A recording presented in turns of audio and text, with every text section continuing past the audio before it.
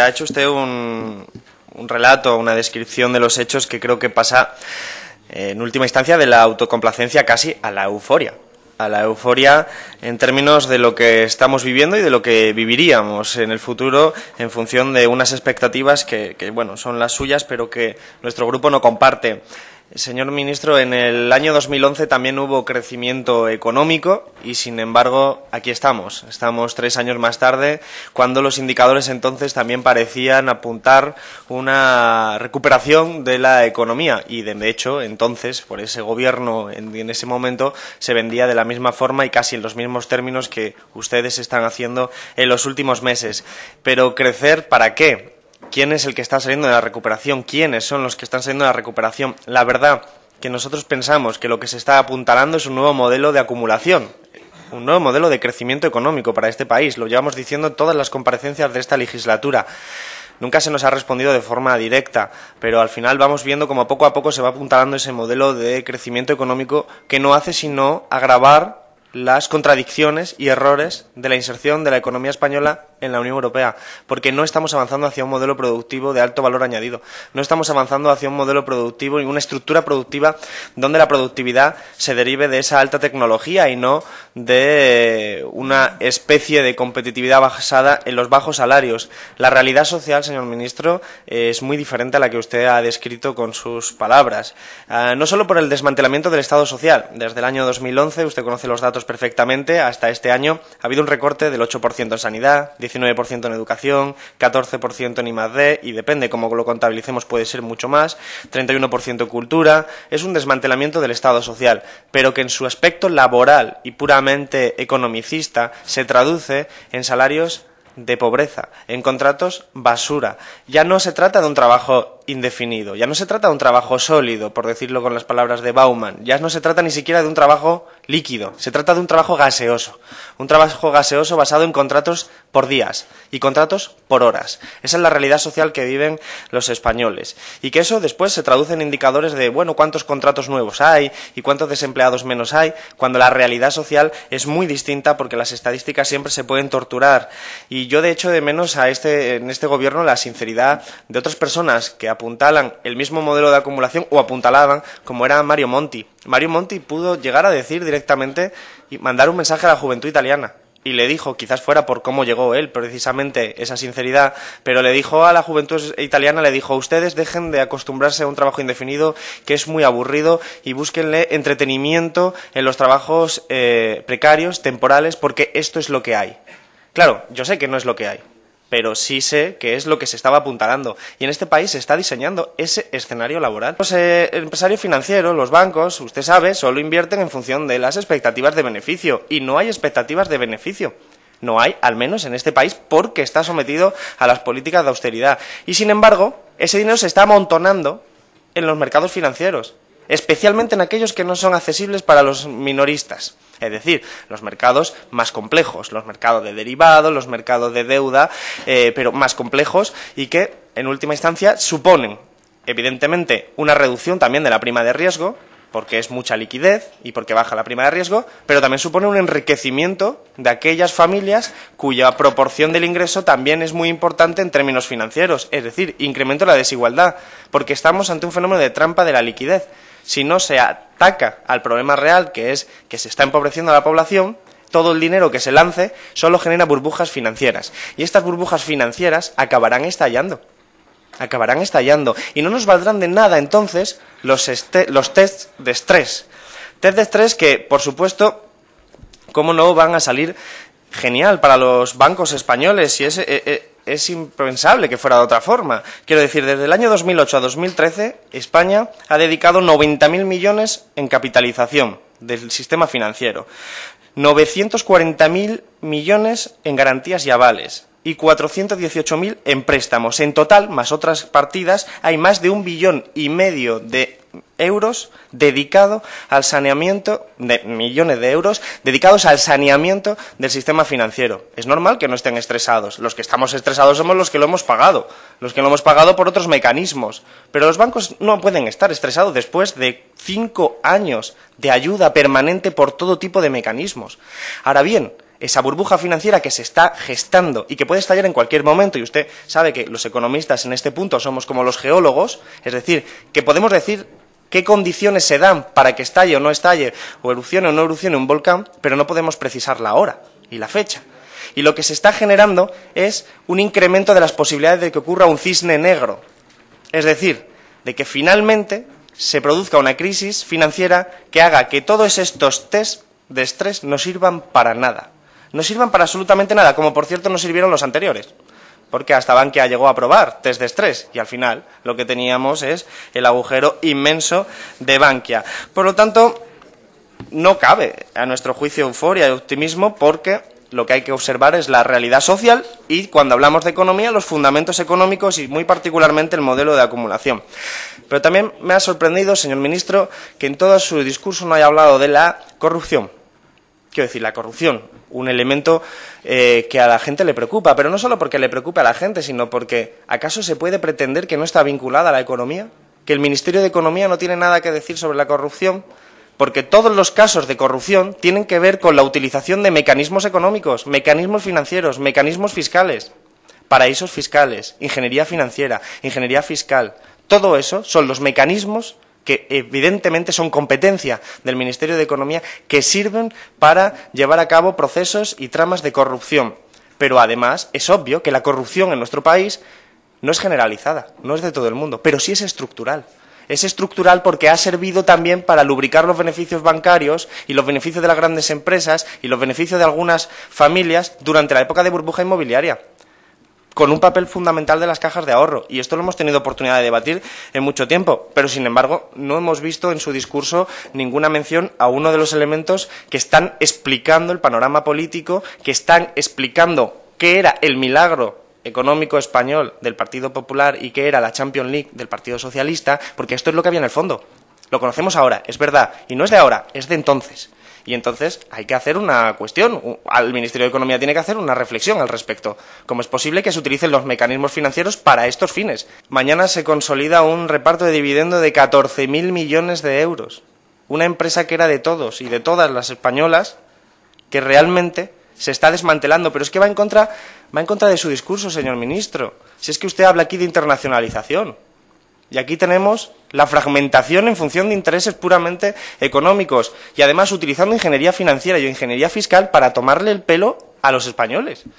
Quiero decir, al final Endesa reparte un dividendo, para lo cual tiene que endeudarse con Enel, y el dividendo se reparte a Enel. Pero si es una cuestión que es legal, seguramente, pero es una estafa del copón, clarísima.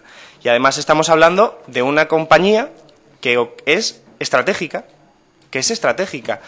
En nuestro país hay un 17% de hogares con pobreza energética. Y tenemos a una de las empresas que podría haber sido, pero que no lo fue porque se privatizó hasta el 66% que daba público cuando el Partido Socialista, y el resto el Partido Popular. Se privatizó, pero ahora encima se desmantela de mala forma, solo para salvar pues a la propia Enel de su realidad. Yo quiero escuchar su opinión. Además desde su perspectiva política. Yo tengo la mía y creo que las empresas energéticas tienen que estar nacionalizadas, porque es un recurso fundamental, y tenemos un artículo en nuestra Constitución, que es el 128, que dice que toda la riqueza del país debe estar subordinada al interés general. Pero quiero escuchar su opinión también. Quiero escuchar su opinión desde su perspectiva política de qué está pasando con las grandes empresas que se supone que eran españolas y que ahora son el motivo de un mercadillo para capitales financieros de una minoría social que encima está fuera de las fronteras. Ha hecho usted un relato, una descripción de los hechos que creo que pasa en última instancia de la autocomplacencia casi a la euforia en términos de lo que estamos viviendo y de lo que viviríamos en el futuro en función de unas expectativas que bueno, son las suyas, pero que nuestro grupo no comparte. Señor ministro, en el año 2011 también hubo crecimiento económico y, sin embargo, aquí estamos 3 años más tarde, cuando los indicadores entonces también parecían apuntar una recuperación de la economía y, de hecho, entonces, por ese gobierno en ese momento, se vendía de la misma forma y casi en los mismos términos que ustedes están haciendo en los últimos meses. Pero ¿crecer para qué? ¿Quién es el que está saliendo de la recuperación? ¿Quiénes son los que están saliendo de la recuperación? La verdad que nosotros pensamos que lo que se está apuntalando es un nuevo modelo de acumulación. un nuevo modelo de crecimiento económico para este país. Lo llevamos diciendo en todas las comparecencias de esta legislatura. Nunca se nos ha respondido de forma directa, pero al final vamos viendo como poco a poco se va apuntalando ese modelo de crecimiento económico que no hace sino agravar las contradicciones y errores de la inserción de la economía española en la Unión Europea, porque no estamos avanzando hacia un modelo productivo de alto valor añadido, no estamos avanzando hacia un modelo productivo y una estructura productiva donde la productividad se derive de esa alta tecnología y no de una especie de competitividad basada en los bajos salarios. La realidad social, señor ministro, es muy diferente a la que usted ha descrito con sus palabras, no solo por el desmantelamiento del Estado social. Desde el año 2011, usted conoce los datos perfectamente, hasta este año ha habido un recorte del 8% en sanidad, 19% en educación, 14% en I+D, y depende cómo lo contabilicemos puede ser mucho más, 31% en cultura. Es un desmantelamiento del Estado social, pero que en su aspecto laboral y puramente economicista se traduce en salarios de pobreza, en contratos basura. Ya no se trata de un trabajo indefinido, ya no se trata de un trabajo sólido, por decirlo con las palabras de Bauman, ya no se trata ni siquiera de un trabajo líquido, se trata de un trabajo gaseoso basado en contratos por días y contratos por horas. Esa es la realidad social que viven los españoles, y que eso después se traduce en indicadores de, bueno, cuántos contratos nuevos hay y cuántos desempleados menos hay, cuando la realidad social es muy distinta, porque las estadísticas siempre se pueden torturar. Y yo de hecho de menos en este gobierno la sinceridad de otras personas que apuntalan el mismo modelo de acumulación, o apuntalaban, como era Mario Monti. Mario Monti pudo llegar a decir directamente y mandar un mensaje a la juventud italiana. Y le dijo, quizás fuera por cómo llegó él, precisamente esa sinceridad, pero le dijo a la juventud italiana, le dijo, ustedes dejen de acostumbrarse a un trabajo indefinido que es muy aburrido y búsquenle entretenimiento en los trabajos precarios, temporales, porque esto es lo que hay. Claro, yo sé que no es lo que hay, pero sí sé que es lo que se estaba apuntalando. Y en este país se está diseñando ese escenario laboral. Los empresarios financieros, los bancos, usted sabe, solo invierten en función de las expectativas de beneficio. Y no hay expectativas de beneficio. No hay, al menos en este país, porque está sometido a las políticas de austeridad. Y sin embargo, ese dinero se está amontonando en los mercados financieros, especialmente en aquellos que no son accesibles para los minoristas. Es decir, los mercados más complejos, los mercados de derivados, los mercados de deuda, pero más complejos, y que, en última instancia, suponen, evidentemente, una reducción también de la prima de riesgo, porque es mucha liquidez y porque baja la prima de riesgo, pero también supone un enriquecimiento de aquellas familias cuya proporción del ingreso también es muy importante en términos financieros, es decir, incremento de la desigualdad, porque estamos ante un fenómeno de trampa de la liquidez. Si no se ataca al problema real, que es que se está empobreciendo a la población, todo el dinero que se lance solo genera burbujas financieras. Y estas burbujas financieras acabarán estallando. Y no nos valdrán de nada entonces los tests de estrés. Test de estrés que, por supuesto, cómo no van a salir genial para los bancos españoles, si es impensable que fuera de otra forma. Quiero decir, desde el año 2008 a 2013, España ha dedicado 90.000 millones en capitalización del sistema financiero, 940.000 millones en garantías y avales y 418.000 en préstamos. En total, más otras partidas, hay más de 1,5 billones de euros dedicado al saneamiento, de millones de euros dedicados al saneamiento del sistema financiero. Es normal que no estén estresados. Los que estamos estresados somos los que lo hemos pagado por otros mecanismos. Pero los bancos no pueden estar estresados después de 5 años de ayuda permanente por todo tipo de mecanismos. Ahora bien, esa burbuja financiera que se está gestando y que puede estallar en cualquier momento, y usted sabe que los economistas en este punto somos como los geólogos, es decir, que podemos decir qué condiciones se dan para que estalle o no estalle, o erupcione o no erupcione un volcán, pero no podemos precisar la hora y la fecha.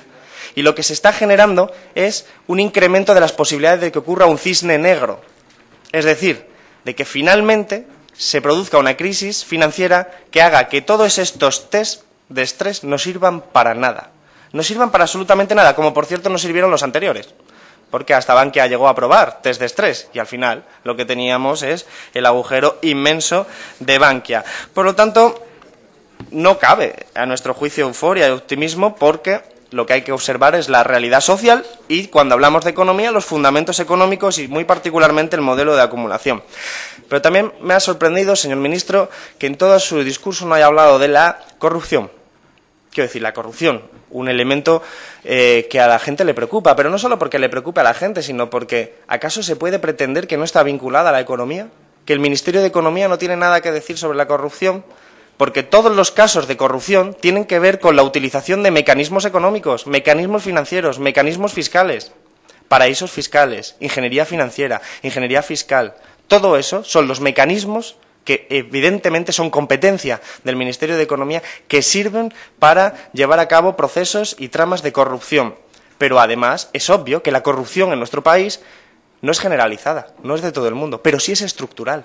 Es estructural porque ha servido también para lubricar los beneficios bancarios y los beneficios de las grandes empresas y los beneficios de algunas familias durante la época de burbuja inmobiliaria, con un papel fundamental de las cajas de ahorro. Y esto lo hemos tenido oportunidad de debatir en mucho tiempo, pero sin embargo no hemos visto en su discurso ninguna mención a uno de los elementos que están explicando el panorama político, que están explicando qué era el milagro económico español del Partido Popular y qué era la Champions League del Partido Socialista, porque esto es lo que había en el fondo. Lo conocemos ahora, es verdad, y no es de ahora, es de entonces. Y entonces hay que hacer una cuestión, el Ministerio de Economía tiene que hacer una reflexión al respecto. ¿Cómo es posible que se utilicen los mecanismos financieros para estos fines? Mañana se consolida un reparto de dividendo de 14.000 millones de